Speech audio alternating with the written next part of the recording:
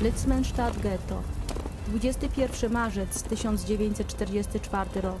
Lipszyc Ghetto, March 21st, 1944. Boże, cóż to God, się stało? God, what happened?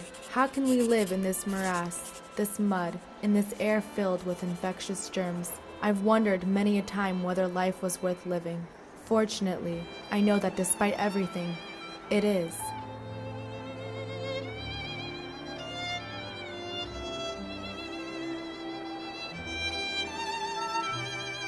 In 1945, on January 27th, a date that would later be declared International Holocaust Remembrance Day, Holocaust survivors at Auschwitz were liberated by Russian soldiers. The Red Army platoons were shocked by the scale and brutality of Auschwitz, a site where over 1 million men, women, and children met their deaths.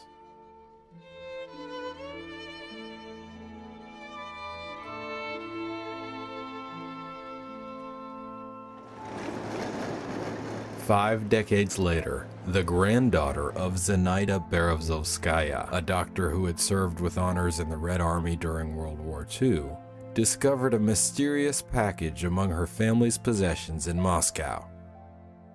The package that we've discovered had this very old-looking handwritten notebook. Around that was wrapped a piece of paper in my grandmother's handwriting, where she said that this is a diary of a young Jewish woman that she discovered upon liberation of Auschwitz. And right next to that was an old newspaper with a photograph of an oven in Auschwitz. And she basically just pinpointed that with her handwriting saying, oh, this is where I found the diary. So when I saw that, I realized that this is something that really needs to see the light, because this is one of the very, very rare documents of somebody who lived through that, or maybe didn't. Serce rozdziera się. My heart is tearing itself apart. My thoughts are scattered all over. It's impossible to collect them. There is chaos. Everything has a bad effect on me. I miss a mother's warmth, love, and heart terribly. I'm very cold. I don't know where to turn. I'm feeling so bad. You, my diary, must be feeling bad too, because you have to absorb so many sorrows. Anastasia brought the diary back to her home in San Francisco, but over a dozen more years passed before she was able to find anyone who could help her decipher it.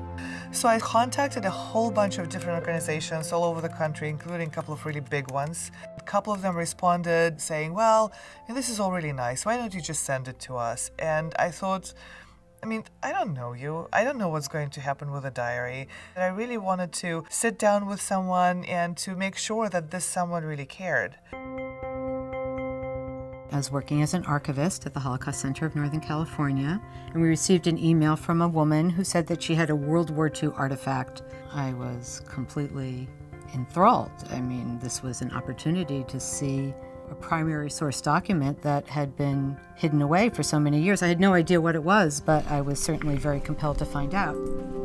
I meet with Judy, and she opens it up, and the look of just awe that is on her face was amazing, because she said, oh my God, I can't believe this has survived. I cannot believe it's in such great condition. So it was really clear to me that there was someone who really knew what she was doing, that she worked with archives, she worked with those priceless documents, and that she immediately knew that this was something so special and she would take good care of it. It's a miracle. This is like a miracle document. Beyond the fact that it was obviously an important artifact, there was the whole mystery behind it. Where did this diary come from? Who wrote this diary? Oh, this is quite extraordinary. Mm-hmm.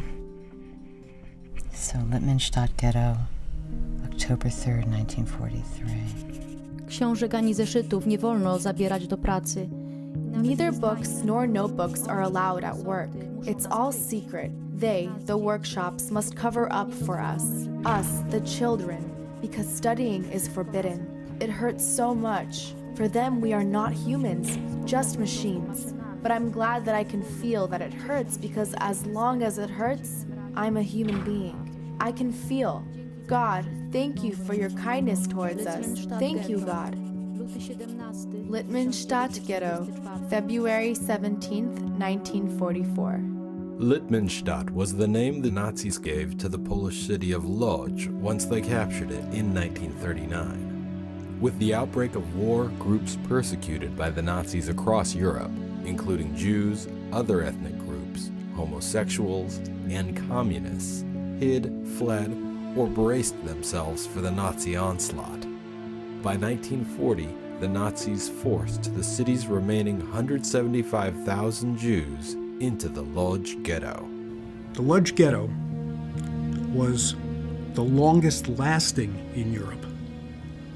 It was the most impenetrable, and it was the most oppressive. The Lodz Ghetto can best be thought of as an urban slave labor camp. Jews were virtually worked to death. They were required to put in long hours, arduous labor in factories for the German war effort. And they were given pitifully low rations for that. Hunger was actually the largest cause of death in the ghetto. Zimno mi i głodno. I'm cold and hungry. I'm cold not only because of the winter, but because I lack inner warmth. I'm hungry not only because I have little food and can't fill my stomach, but because I feel like a vast vacuum. Spragniona czegoś. It's cold around my heart. Through painstaking preservation, transcription, and eventual translation of the diary's 112 tattered pages, the identity of its author was revealed. Her name was Rywka Lipszyc, and when she wrote the diary, she was only 14. The oldest child in a family of 6, Rywka suffered the losses of both her parents at the hands of the Nazis. Then her youngest sister and brother were deported in the infamous Sperra, or Roundup, in which the Jewish community's elderly, sick, and all children under 10 years old were sent to their deaths. Only Rywka and her sister Sipora remained, and they moved in with their cousins Esther, Mina, and Hanusha, whose parents had also been killed. They were 5 orphan girls, scraping together a meager existence in a single room during a time of war and genocide, not knowing what would become of them. I decided to try to do some more research because the reality was we didn't know what happened to Rywka. We know that she went to Auschwitz, we know her diary was found there, but we don't know what her fate was. So I consulted the central database of Shoah victims' names at Yad Vashem. During the course of my searching, a record popped up. It was based on a page of testimony that had been completed by her cousin, Mina Bauer, in 1955. And it said, Rywka Lipszyc died in Bergen-Belsen at age 16. So this was incredible news. It meant that Rywka survived Auschwitz and made it as far as Bergen-Belsen, that she lived to be 16, that she didn't die at 14 in Auschwitz. So I looked a little further. I found a record that was written and submitted by Mina in 2000. And it seemed almost certain that this would be the Mina that Rywka had talked about so much in the diary. Well, 2000 was not that long ago. And I thought, maybe she's still alive. And here's her phone number. And I thought, oh my God, we should call her. Because what if she's the cousin? It seemed very likely. So the next step for me was to get in touch with Anita Friedman. And I said, Anita, we found this record. I think we should be in touch with her. She lives in Israel. And Anita said to me, I'm in Israel. What's her phone number? And she called her. And indeed, this Mina Bauer was the Mina in the diary, and it wasn't just Mina. It was the oldest cousin, Astusha in the diary, now Esther, both alive, both survived, both living in Israel. מדלגים בערב הזה גם בין האסון בהר הרצל לבין יום הזיכרון לשואה ולגבורה. אנחנו רוצים לספר לכם עכשיו את סיפורה של רבקה ליפשיץ, שהייתה בת 14 כשכתבה יומן ובו תיארה את הרעב והבדידות בגטו לודז'. רק בשנת 2009, בזכות אותו גזיר עיתון, תגיע המעטפה ובתוכה יומן למרכז השואה בסן פרנסיסקו. I was very excited when I come to know that she write a diary. And all the memories come up to me suddenly. She was a very clever girl. She wanted the best, but not always the best come out. In the spring of 1944, with the Red Army only 90 miles away, the Nazis prepared to retreat and to liquidate the Jewish population of Lodz while they still had the opportunity. In a matter of months, 67,000 Jews, including Rywka, her cousins, and her sister, were sent from Lodz to Auschwitz.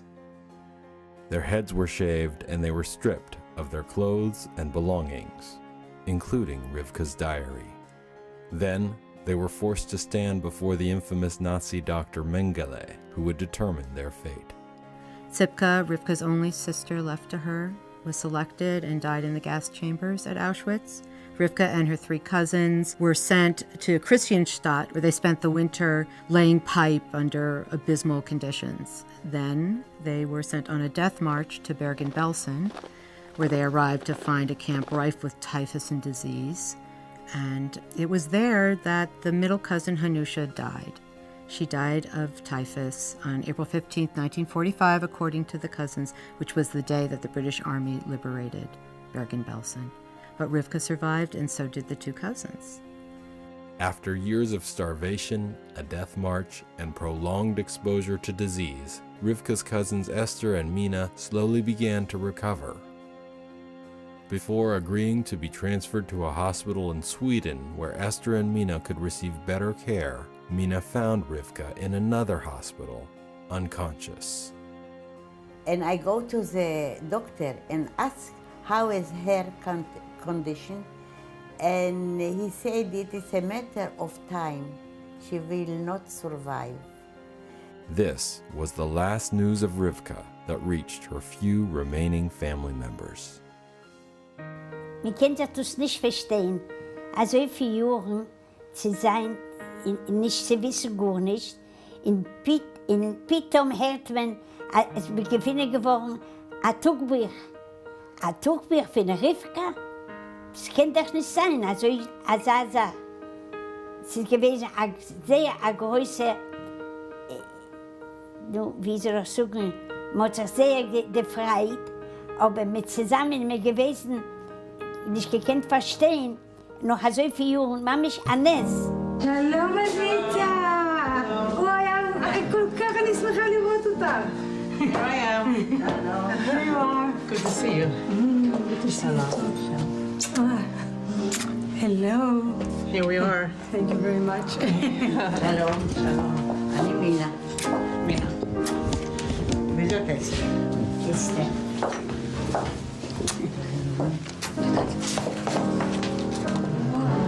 וואי, מזה, איך הם הצליחו בכלל?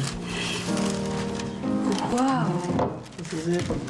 תראי את התאריך, היא כותבת כל אחד, את רואה ליצמנוביץ' גטו עם התאריך, וואו. Anita, when did you get the Oman? 2009. Okay, yeah. 3 years you are working about it, huh? Wow. 3 years. So I think that now Rywka is your sister. I feel like that. Yeah. I feel like that. Yeah. And I feel the same. Same.